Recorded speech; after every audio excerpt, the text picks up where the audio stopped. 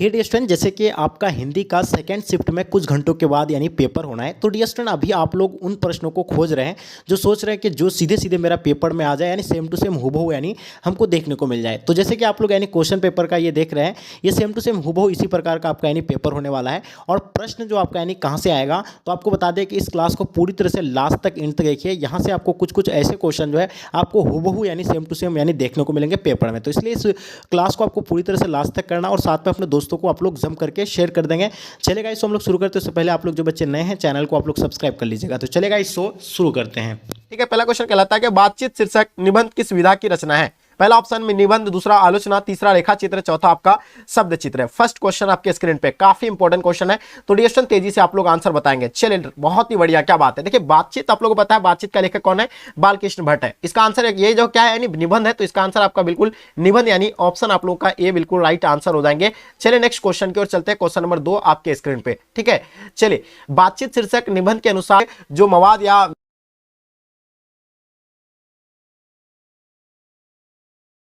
जो धुआं बनकर यानी अंदर जमा रहता है वो कैसे यहाँ निकल सकता है, तो बिल्कुल आपको डेफिनेटली पता होगा ये बातचीत के माध्यम से ही जो है ये दूर हो सकती है। तो इसका आंसर आप लोग का बातचीत के जरिए यानी ऑप्शन आप लोगों का सी बिल्कुल राइट आंसर हो जाएंगे। बहुत ही बढ़िया। चलिए नेक्स्ट क्वेश्चन आपके स्क्रीन पे। क्वेश्चन नंबर 3, उसने कहा था किस प्रकार की कहानी है। सबसे पहले फर्स्ट ऑफ ऑल आपको जानना उसने कहा था का लेखक कौन है, तो बिल्कुल आपको पता है चंद्रधर शर्मा गुलेरी है। क्या ये चरित्र प्रधान है, या आगे देखिएगा इसका यानी कर्म प्रधान होगा, आपका धर्म प्रधान या आपका वात्सल्य प्रधान। तो डियर स्टूडेंट, आपको पता है कि यानी उसने कहा था किस प्रकार की कहानी है, तो डेफिनेटली आप सब बच्चों को पता होना चाहिए। तो बिल्कुल इसका आंसर आपका परफेक्ट आंसर आ रहा है, यानी कर्म प्रधान। इसका आंसर आपका ऑप्शन बी बिल्कुल राइट आंसर हो जाएंगे। चलिए, बहुत ही बढ़िया। चलिए नेक्स्ट क्वेश्चन की ओर चलते हैं। Question number 4।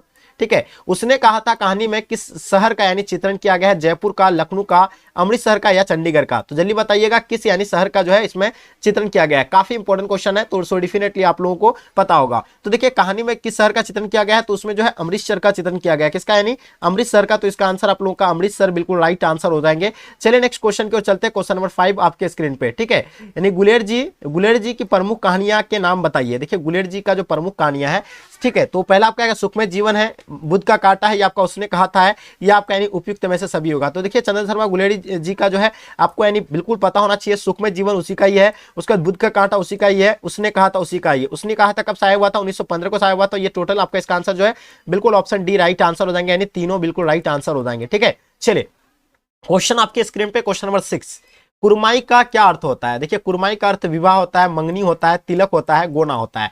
तो सो आप लोगों को पता होना चाहिए। देखिए, कुरमाई का अर्थ क्या होता है, जल्दी बताएंगे। ठीक है, तो पहला आपका विवाह ऑप्शन में, मंगनी दिया हुआ है, तिलक दिया हुआ है, गोना दिया हुआ है। सो डेफिनेटली आप लोगों को पता होगा, यानी आपकी कुरमाई हो गई क्या, यानी मंगनी, इसको मंगनी कहा जाता है। ठीक है, ठीक है, क्या कहा जाता है, मंगनी या विवाह। आप लोग कमेंट करके बताइए इन दोनों में से कौन सा आंसर होगा, कमेंट करके जरूर बताइएगा। चलिए क्वेश्चन आपके स्क्रीन पे। क्वेश्चन नंबर 7, बिना फेरे घोड़ा बिगड़ता और बिना लड़े सिपाही, ये पंक्ति किस कहानी से है। तो रोज का है, ये ओ सदानेडा का है, एक लेख और पत्र का है, या उसने कहा था का है। तो बिना फेरे घोड़ा बिगड़ता और बिना लड़े सिपाही, ये पंक्ति किस कहानी का है। तो सो डियर स्टूडेंट, आप लोगों को पता होना चाहिए, ये जो होगा आपका यानी उसने कहा था का होगा। तो इसका आंसर आपका उसने कहा था बिल्कुल राइट आंसर हो जाएंगे। चलिए, बहुत ही बढ़िया। क्वेश्चन आपके स्क्रीन पे। क्वेश्चन नंबर 8 नंबर क्वेश्चन आपके स्क्रीन पे। जयप्रकाश नारायण को लोग क्या कहने लगे, लोक नायक कहने लेते थे, जननायक, या आपका यानी नरनायक, या आपका यानी देश नायक। तो देखिए, जयप्रकाश नारायण का बचपन का नाम क्या था, बाबुल था। वो जो यानी प्रसिद्ध होने लगा था यानी किस नाम से, यानी लोक नायक के नाम से उसको लोग जाने लगे। तो इसका आंसर क्या हो जाएगा, लोक नायक यानी राइट आंसर हो जाएंगे। और उसको और नाम से यानी जेपी के नाम से भी वो जाने जाते थे। ठीक है, क्वेश्चन आपके स्क्रीन पे। क्वेश्चन नंबर 9, बिहार के छात्र आंदोलन का जेपी ने कब नेतृत्व किया था। तो 1964 में किया था, 1974 में किया था, 1984 में, आपको 1994 में।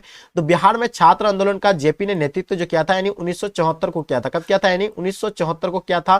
तो इसका आंसर आपका 1974 राइट आंसर हो जाएंगे। चलिए क्वेश्चन 10 आपके स्क्रीन पे। रिकंस्ट्रक्शन ऑफ इंडिया पॉलिटी पुस्तक किसने लिखी थी। महात्मा गांधी ने लिखा था, जवाहरलाल नेहरू ने लिखा था, जयप्रकाश नारायण ने लिखा था, लोकनायक तिलक ने लिखा था। देखिए, आपको पता है रिकंस्ट्रक्शन ऑफ इंडिया पॉलिटी पुस्तक के लेखक कौन है, बिल्कुल आपको 100% पता होना चाहिए।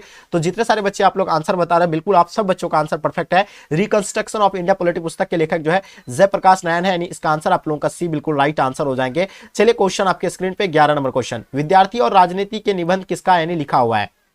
भगत सिंह का लिखा हुआ है, बालकृष्ण भट्ट का लिखा हुआ है, चंद्रधर शर्मा गुलेरी का, जयप्रकाश नारायण का। तो डियर स्टूडेंट, आप लोगों को बताना है विद्यार्थी और राजनीति निबंध किसका लिखा हुआ है। सो आप लोगों को पता होना चाहिए। बहुत ही बढ़िया, क्या बात है। तो इसका आंसर आप लोग बता रहे सर, यानी जयप्रकाश नारायण हो जाएगा।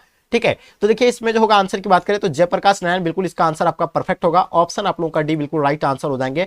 चलिए नेक्स्ट क्वेश्चन की ओर चलते हैं, क्वेश्चन नंबर 14। हाँ, दल विहीन लोकतंत्र किसके मूल उद्देश्य में है? पहला आपका यानी साम्यवाद का होगा, मार्क्सवाद तथा लेनिनवाद होगा, तीसरा आपका समाजवाद, चौथा आपका अधिकार मतलब अधिनायकवाद होगा। तो देखिए दल विहीन लोकतंत्र यानी किसके मूल उद्देश्यों में है? तो डियर स्टूडेंट ये आपका हो जाएगा यानी समाजवाद का होगा। तो इसका आंसर आप लोगों का समाजवाद राइट आंसर हो जाएंगे। समाजवाद बिल्कुल एब्सोल्युटली राइट आंसर हो जाएंगे। चलिए क्वेश्चन आपके स्क्रीन पे, क्वेश्चन नंबर 13। ठीक है, जयप्रकाश नारायण को कौन सा पुरस्कार मिला था? पहला आपका यानी राजेंद्र प्रसाद शिखर सम्मान मिला था, दूसरा आपका साहित्य अकादमी पुरस्कार, तीसरा आपका भारतीय ज्ञानपीठ पुरस्कार, चौथा आपका मैग्सेसे सम्मान एवं भारत रत्न पुरस्कार। तो देखिए जयप्रकाश नारायण को जो कौन सा पुरस्कार मिला था, तो डियर स्टूडेंट आप लोगों को पता है मैग्सेसे सम्मान एवं भारत रत्न पुरस्कार से उसको सम्मानित किया गया था। तो इसका आंसर आप लोगों का ऑप्शन डी बिल्कुल एब्सोल्युटली राइट आंसर हो जाएंगे। बहुत ही बढ़िया, क्या बात है। चलिए क्वेश्चन आपके स्क्रीन पे 14 नंबर क्वेश्चन। संपूर्ण क्रांति वाला पाठ वाला भाषण के रूप में गांधी मैदान में जेपी ने कब दिया था? तो बिल्कुल आपको पता है गांधी मैदान पटना में जो है जेपी ने कब दिया था? 1974 को दिया था। ये सब बच्चों को पता है कि 5 जून 1974 को ये भाषण दिया गया था और सबसे बड़ा यानी जनसैलाब बनकर के उभरा था। तो इसका आंसर आप लोगों का ए बिल्कुल राइट आंसर हो जाएंगे। चलिए नेक्स्ट क्वेश्चन की ओर चलते हैं, क्वेश्चन नंबर 15 आपके स्क्रीन पे। ज्ञानपीठ पुरस्कार से यानी सम्मानित रचना कौन सा? उर्वशी होगा, रेणुका होगा, कुरुक्षेत्र या इनमें से कोई नहीं। देखिए ज्ञानपीठ पुरस्कार से सम्मानित जब किया गया था यानी किसमें किया गया था? तो डिरेक्शन आपको पता होगा उर्वशी में जो है ज्ञानपीठ पुरस्कार से सम्मानित किया गया था। तो इसका आंसर आप लोगों का बिल्कुल उर्वशी राइट आंसर हो जाएंगे। चलिए क्वेश्चन आपके स्क्रीन पे, क्वेश्चन नंबर आपका 16 नंबर क्वेश्चन। युद्ध और शांति की समस्या पर लिखी गई काव्य कीर्ति जो है क्या है? यानी युद्ध और शांति की समस्या पर लिखी गई काव्य कीर्ति कुरुक्षेत्र होगा, यानी रसीमर्थी होगा, या आपका परशुराम की प्रतीक्षा होगा, इनमें से सभी होगा। तो युद्ध और शांति की समस्या पर लिखी गई काव्य कीर्ति जो होगा आपका यानी बिल्कुल कुरुक्षेत्र होगा। इसका आंसर सभी बच्चों को पता होना चाहिए, यानी कुरुक्षेत्र बिल्कुल एब्सोल्युटली राइट आंसर हो जाएंगे। क्वेश्चन नंबर 17 आपके स्क्रीन पे क्या कहलाता है कि अर्धनारीश्वर का यानी किस विधा से संबंध है? तो बताइए पहला आपका निबंध होगा, दूसरा आपका देखिएगा यानी कहानी, एकांकी, व्यंग्य। तो देखिए आपको बताया कि अर्धनारीश्वर के लेखक कौन है? यानी रामवृक्ष बेनीपुरी है, जिसको जानते हैं आपको यानी रामधारी सिंह दिनकर होगा, यानी जो है राष्ट्र कवि के रूप में यानी जाना था। आप लोग जानते हैं उसको राष्ट्र कवि का उपाधि मिला है और उसका जन्म 1908 में बेगूसराय सिमरिया में हुआ है। ये आप लोग को पता होगा। तो इसका आंसर आप लोग का क्या हो जाएगा? यानी निबंध, यानी इसका आंसर आप लोग का ए राइट आंसर हो जाएंगे। ठीक है, नेक्स्ट क्वेश्चन की ओर चलते हैं, क्वेश्चन नंबर 18 क्वेश्चन नंबर। ठीक है, 18 नंबर क्वेश्चन क्या है? दिनकर के युग के कवि थे, यानी दिनकर यानी रामधारी सिंह दिनकर जो थे यानी किस युग के कवि थे? द्विवेदी युग के थे, छायावादी युग के थे, छायावादोत्तर युग के थे, आपका भरतेंद्र युग के थे। तो देखिए दिनकर जी रामधारी सिंह दिनकर जो थे यानी किस युग के कवि थे? ये छायावादोत्तर युग के थे। तो इसका आंसर आप लोग का सी बिल्कुल राइट आंसर हो जाएंगे। इसका जन्म वगैरह सारा चीज आपको पता हो गया। क्वेश्चन नंबर 19 देखिएगा, कामिनी तो अपने साथ शांति लाती है, खाली जगहों को भरना है आपको, यानी तो यहाँ आपको यानी डेस यहाँ ऑप्शन रहता है आपको यानी इस तरह का, ठीक है, डाउट रहता। तो यहाँ आपको यानी क्या होगा इसमें? कामिनी तो अपने साथ शांति लाती है, तो ये क्या लाती है? यामिनी लाती है, यामिनी। ये आंसर आपका यामिनी राइट आंसर हो जाएंगे। क्वेश्चन 20 आपके स्क्रीन पे, जिस पुरुष में नारीत्व नहीं है, संपूर्ण, अपूर्ण, अधूरा, अपूर्ण। तो देखिए जिस पुरुष के अंतर अगर नारीत्व नहीं है तो वो अपूर्ण है। क्या है वो? अपूर्ण है। इसका आंसर आप लोग का यानी बिल्कुल अपूर्ण राइट आंसर हो जाएंगे। बहुत ही बढ़िया। चलिए क्वेश्चन आपके स्क्रीन पे 21। रोज शीर्षक कहानी में टीटी किसके शरीर से चिपक कर चुप हो गया था? महेश्वर का, लेखक का, मालती के, या इनमें से कोई नहीं। देखिए टीटी किसका नाम है? आपको पता है मालती के पुत्र का नाम था क्या? यानी टीटी था। ठीक है, रोज कहानी के लेखक आगे है, उसका पुत्र का नाम क्या था? टीटी था मालती का। तो इसका मालती आपका यानी मालती के किससे यानी किसके शरीर से जाकर चिपक गया था? तो मालती के शरीर से जाकर के यानी चिपक गया था। ऑप्शन आप लोग का जो है सी बिल्कुल राइट आंसर हो जाएंगे। ठीक है, और एक चीज आपको बता दें कि यानी मालती के पति का नाम क्या था? महेश्वर था। वो क्या था? यानी पेशे से डॉक्टर थे। ठीक है, ये आप लोग को बिल्कुल पता होना चाहिए। क्वेश्चन आपके स्क्रीन पे, क्वेश्चन नंबर 22। मालती के पति का नाम क्या है? अभी आपको जस्ट बताया मालती के पति का नाम क्या था। वेरी गुड, सब बच्चों को पता होगा महेश्वर, यानी ऑप्शन आप लोग का सी बिल्कुल राइट आंसर हो जाएंगे। चलिए क्वेश्चन आपके स्क्रीन पे 23। मालती का पति पेशे से क्या थे? अभी आपको जस्ट बताया मालती का पति पेशे से डॉक्टर थे, यानी इसका आंसर आपका यानी डॉक्टर राइट आंसर हो जाएंगे। चलिए क्वेश्चन आपके स्क्रीन पे 24 नंबर क्वेश्चन। ठीक है, गंडक नदी का जल सदियों से क्या रहा है? शांत रहा है, या चंचल रहा है, या गर्म रहा है, या ठंडा रहा है? तो देखिए गंडक नदी का जल जो हमेशा यानी क्या रहा है? यानी चंचल रहा है। तो इसका आंसर आप लोगों का बिल्कुल चंचल राइट आंसर हो जाएंगे। चलिए क्वेश्चन आपके स्क्रीन पे, क्वेश्चन नंबर 25। गांधी जी के महुए के पेड़ के नीचे किसने जगह दी थी? देखिए गांधी जी को महुए के पेड़ के नीचे किसने दिया था? मुखिया ने। बिल्कुल, मुखिया ने भी नहीं दिया था, ग्रामीण ने दिया था, उसको मठ के महंत ने जो है जगह दिया था। तो इसका आंसर आपका मठ के महंत यानी राइट आंसर हो जाएंगे। चलिए क्वेश्चन आपके स्क्रीन पे 26। गांधी जी की झोपड़ी को किसने जला दिया था? बहुत ही इंपॉर्टेंट क्वेश्चन, बहुत ही इंपॉर्टेंट क्वेश्चन, जल्दी बताएंगे। चलिए, बिल्कुल सब बच्चों का आंसर परफेक्ट है। एमन साहब के कर्मचारियों ने यानी जला दिया था, तो इसका आंसर आपका एमन साहब के कर्मचारी राइट आंसर हो जाएंगे। 27 देखिएगा, सरियामन ताल का जल कैसा रहा है? चंचल रहा है, स्थिर रहा है, गाढ़ा रहा है, गंदा रहा है? तो देखिए सरियामन ताल का जो जल जो रहा है यानी कैसा रहा है, वो स्थिर रहा है, तो इसका आंसर आप लोगों का स्थिर बिल्कुल राइट आंसर हो जाएंगे। क्वेश्चन नंबर 28 आपके स्क्रीन में, कर्नाटक वंश यानी कर्नाट वंश का राजा थे यानी कौन थे? तो देखिए कर्नाट वंश के राजा जो थे यानी राजा रमन सिंह थे? नहीं, राजा हरि सिंह देव होगा। राजा हरि सिंह देव कहां है ऑप्शन आपका?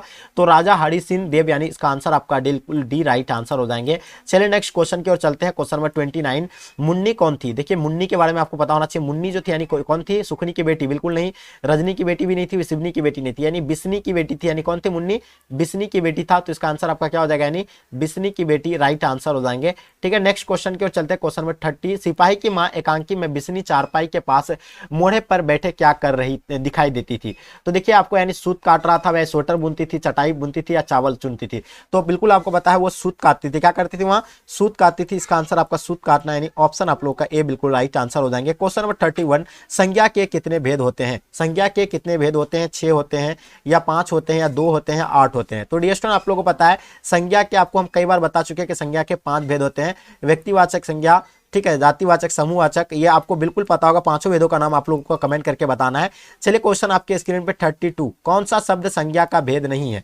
तो जल्दी बताएंगे कौन सा शब्द नहीं होगा। तो देखिए जातिवाचक बताया आपको, समूहवाचक भी है, ठीक है, व्यक्तिवाचक और दरवाचक ये भी है, गुणवाचक बिल्कुल ये नहीं है, परिणामवाचक भी नहीं है। तो इसका आंसर आप लोगों का क्या हो जाएगा? यानी सी बिल्कुल राइट आंसर हो जाएंगे। चलिए बिल्कुल नेक्स्ट क्वेश्चन 33 आपके स्क्रीन पे, कौन सा शब्द यानी जातिवाचक संज्ञा का उदाहरण नहीं है? तो जातीयवाचक संज्ञा का उदाहरण जो है, देखिए जिससे किसी जाति का बोध कराता हो, तो बकरी किसी जात का बोध कराता है, छात्र भी किसी जाति का बोध कराता है, सरिता भी किसी जाति का बोध कराता है, लेकिन वह किसी जाति का बोध नहीं कराता है, वह कोई पर्सन का यानी कह रहा है। ठीक है, तो इसका आंसर आप लोग का डी बिल्कुल राइट आंसर हो जाएंगे। चलिए क्वेश्चन 34, पुरुषवाचक सर्वनाम का उदाहरण कौन नहीं है? जल्दी बताएंगे। पुरुषवाचक श्वेत यानी तू, मैं, आप, तो बताइए इसमें जो है पुरुषवाचक सर्वनाम का उदाहरण कौन नहीं है? इनमें से आपको बताना है। तो देखिए तू जो है ये आपका यानी पुरुषवाचक का बता रहा है, मैं, आप, यानी ये पुरुषवाचक का सवाल, लेकिन श्वेत जो है ये नहीं बता रहा है, तो इसका आंसर आप लोगों का बिल्कुल ए राइट आंसर हो जाएंगे। 35 आपके स्क्रीन पे, निश्चयवाचक सर्वनाम का उदाहरण कौन नहीं है? देखिए निश्चयवाचक सर्वनाम का उदाहरण ये है, कुछ, ये है, इनमें से कोई नहीं। तो देखिए आपको निश्चयवाचक का अगर बात करें तो निश्चयवाचक का जो होगा आपका यानी कुछ बिल्कुल राइट आंसर हो जाएंगे। चलिए नेक्स्ट क्वेश्चन की ओर चलते हैं। क्वेश्चन नंबर 36, संबंधवाचक सर्वनाम कौन नहीं है? इसमें से जो है संबंधवाचक आपको बताना है, संबंधवाचक नहीं होगा। तो देखिए संबंधवाचक की अगर बात करें, जिसका, जो कि, ये जो आपका यानी संबंध बताता है, जिसको, जिनकी, ये भी है, बिल्कुल क्या है, संबंधवाचक का उदाहरण है। तो इसका उपयुक्त में से दोनों हो जाएगा। इसका आंसर आप लोग का सी बिल्कुल राइट आंसर हो जाएंगे। 37, वह कौन है जो परा रो रहा है? किस सर्वनाम का उदाहरण है? जल्दी बताइए। निश्चयवाचक का? बिल्कुल ये निश्चयवाचक का हो ही नहीं सकता है। संबंधवाचक का भी नहीं लग रहा है। ये आपका यानी प्रश्न कर रहा है, यानी क्या कर रहा है? प्रश्नवाचक है। तो बिल्कुल ये डेफिनेटली आप सब बच्चों का आंसर प्रश्नवाचक जो भी बच्चे दिए है राइट आंसर हो जाएंगे। 38, रोटी मत खाओ क्योंकि वह जलती है, और कौन सर्वनाम होगा? अनिश्चयवाचक होगा, संबंधवाचक होगा, निश्चयवाचक होगा, प्रश्नवाचक होगा? तो देखिए रोटी मत खाओ, ये जो है आपका यानी क्यों वह जलती है, ये जो है जली है, सॉरी वह जली है, तो ये जो होगा आपका यानी निश्चयवाचक का हो जाएगा, यानी बिल्कुल इसका आंसर आपका सी राइट आंसर हो जाएंगे। क्वेश्चन 39, यानी व्यापार शब्द का विशेषण क्या होगा? व्यापार शब्द का विशेषण बताइए। देखिए व्यापार शब्द का विशेषण तो आप लोगों को डेफिनेटली पता होगा, व्यापार का व्यापारिक, यानी ऑप्शन आप लोगों का सी बिल्कुल राइट आंसर हो जाएंगे। ठीक है, चलिए क्वेश्चन आपके स्क्रीन पे 40 नंबर क्वेश्चन, लोक का विशेषण क्या होगा? लोक का विशेषण क्या होगा?